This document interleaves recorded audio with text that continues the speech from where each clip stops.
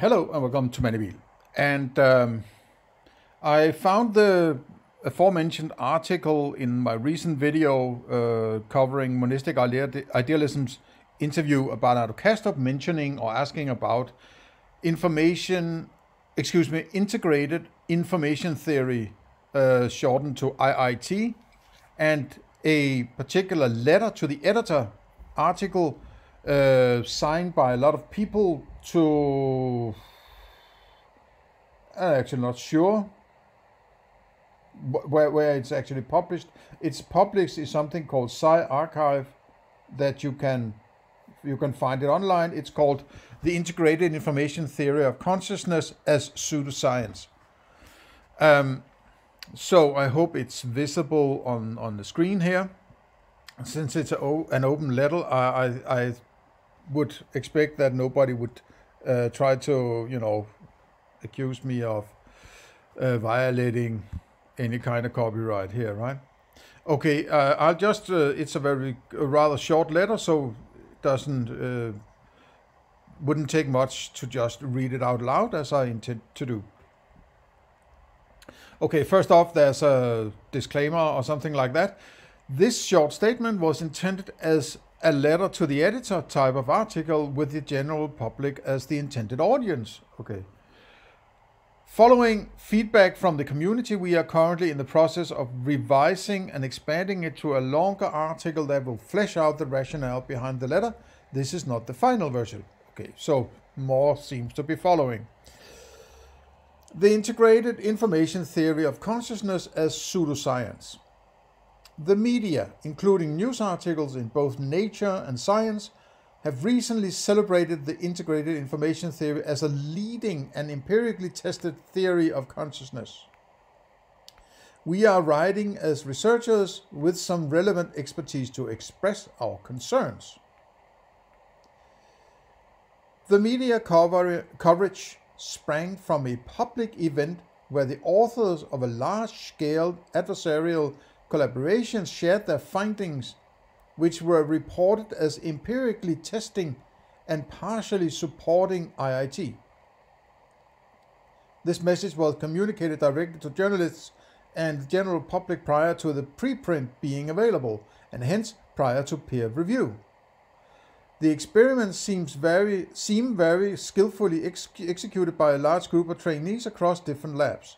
However, by design, the studies only tested some idiosyncratic predictions made by certain theorists, which are not really logically related to the core ideas of IIT, as one of the authors himself also acknowledges. The findings therefore do not support the claims that the theory itself was actually meaningfully tested, or that it holds a dominant, well-established or leading status. This important nuance was unfortunately lost in the media coverage.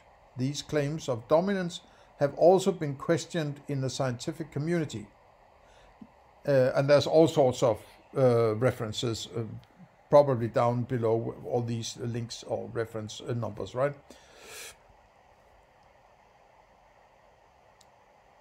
This important nuance was unfortunately lost in the media coverage. These claims of dominance have also been questioned in the scientific community. Yet they have been repeatedly broadcast to the public by proponents of IIT over the years. It is an ambitious theory, but some scientists have labeled it as pseudoscience. According to IIT, an inactive grid of connected logic gates that are not performing any useful computation can be conscious. Possibly even more so than humans. Organoids created out of petri dishes, as well as human fetuses at very early stages of development, are likely conscious according to the theory. On some interpretations, even plants may be conscious. These claims have been widely considered untestable, unscientific, magicalist, or a departure from science as we know it. Given its panpsychist commitments, until the theory as a whole, not just some hand-picked auxiliary components trivially shared by many others and already known to be true, is empirically testable. We feel that the pseudoscience label should indeed apply. Regrettably, given the recent events and heightened public interest, it has become especially necessary to rectify this matter. If IIT is either proven or perceived by the public as such, it will not have a direct clinical practice concerning coma patients, but also a wide array of ethical issues ranging from current debates on AI sentience and its regulation to stem cell research, animal and organoid testing, and abortion. Our consensus is that not that IIT and its variants decidedly lack intellectual merit, but with so much at stake, it is essential to provide a fair and truthful perspective on the status of the theory. As researchers, we have a duty to protect the public from scientific misinformation.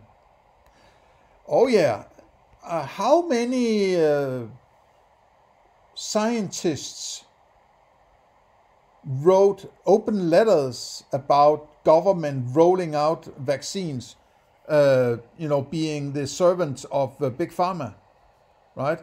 How unscientific was that presentation of either the virus and how to test the virus and how to fix the virus, right?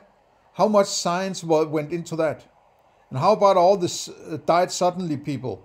How about all those blood clots and so on? How much science went into that? How many scientists were up in arms about that, right? How about protecting the public from scientific misinformation, right? How about, it seems that as long as it's safe to criticize, I'm not saying that IIT is defendable. I'm not pushing any ideas here, right? But if you can write open letters about that, why can't you write open letters about, the vaccine, for instance, right?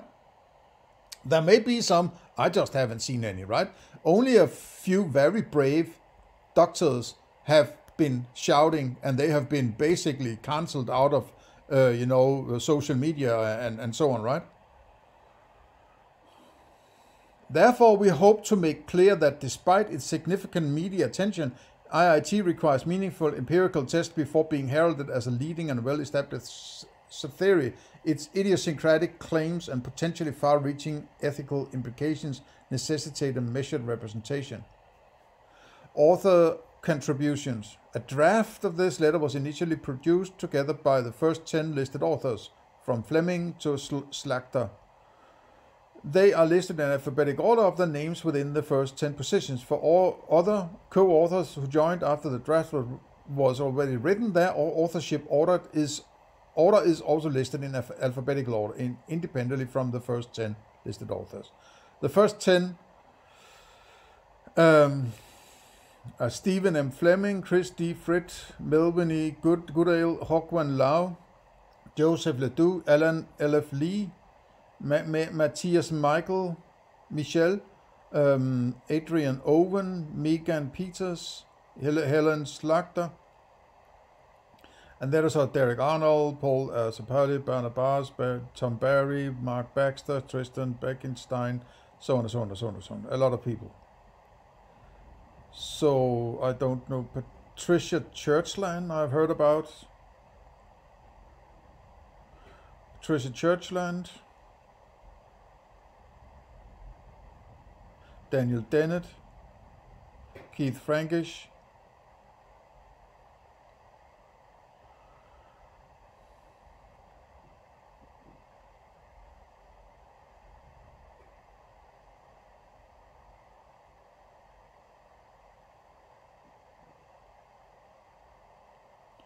David Soto seems to ring a bell. I'm not sure why.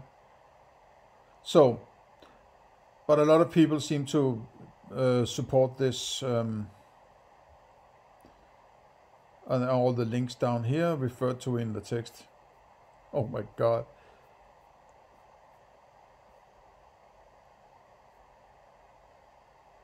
The references are down here, 32 links. Okay, so apparently more to follow. I don't see why it should be alarming, right? I mean, if IIT people seem to be doing something that is unscientific in the normal sense of science, they should be out qualifying their method. They should be saying, yeah, no, listen to us. Here's what we're doing. We're doing this, we're doing this, we're doing this, right? What is the rationale? What is the philosophy behind what we're doing? What is our reduction base? What is our ontology? What is our metaphysics? What is our idea of knowledge? What kind of science are we supporting? And so what is underlying this endeavor? And if they can argue well for that, I mean, I'm more power to you, basically, right? But it seems that, judging from what I just heard from Bernardo Kastrup, that is like, oh, these people, it's like they're butthurt teenagers who have lost their ice cream. That it doesn't come across to me, right? This seems very neutral and without swinging the big stick or anything like that, right? It's an expression of concern. So, I mean, I can't see any problem in that. Why wouldn't you want to, if somebody expresses concern about what you're doing, I mean, give them your arguments. I'm not saying that you can just necessarily just throw concern at people and then they have to sit there and spend their days, but if it, who's watching the watchers is the old problem, right? Is it just trust the science, right? We are using the magic term science, therefore you should trust it, right? It doesn't work that way. I have to do the science myself, right? And there might be some machines and shit involved in it that you have done doing your science. But if I can't do that science, whatever you come up with is not science to me. It's not knowledge to me. It's not an insight to me. It may be to you, but you can't tell me what I should know, right? I really don't care about peer-reviewed shit, right? I care about what I can know.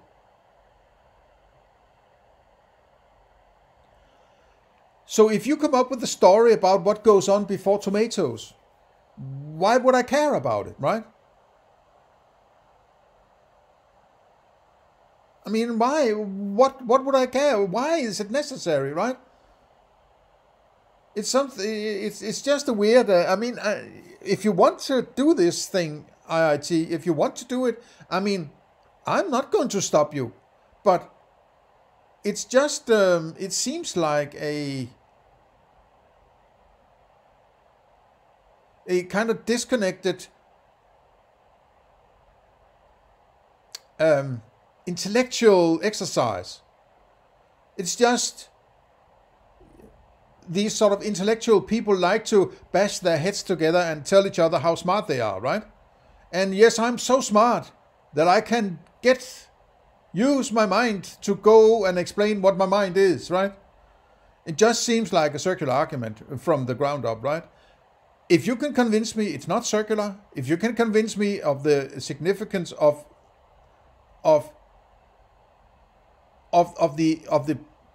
the supposed science that is applied to something that I don't think science can be applied to, but if you can convince me, right? And so on and so on and so on, I'm fine. But I'm more like somebody who's concerned with my own knowledge. I don't like anybody to tell me what I know, right? Even if you could come up with a story about what goes on before a tomato becomes a tomato, right? I'm not really interested. Honestly, I'm not interested, right? I don't think you can. I think it's a circular argument. You're standing in your bucket and trying to lift yourself up, right? If one scrutinize whatever they're doing here, I think it's not even is not pseudoscience. It is a violation of an idea of where you can apply science. You cannot apply science to anything but your cognitions, right? So I'm sort of to you know, wrap this up. I'm like, whatever, right? I mean, it's like whatever, right? If you can't, you know, be on guard when government and big pharma rolls out a global vaccine, but you can get up in arms on this, I have no big affinity to either camp, to be honest, right? It's all within the, it's all you're all sitting in the same, you know, defending your academia to some extent, right? Talking down to the little people out there who we have to protect the little people from these rogue academics, right? It's like yeah, whatever, right? So maybe if some deeper shit comes around, right? Maybe it's maybe I'll take the next step in this, but so far this doesn't really get my blood boiling, right? So, okay, there you have it. Have a nice day. See you in the next one.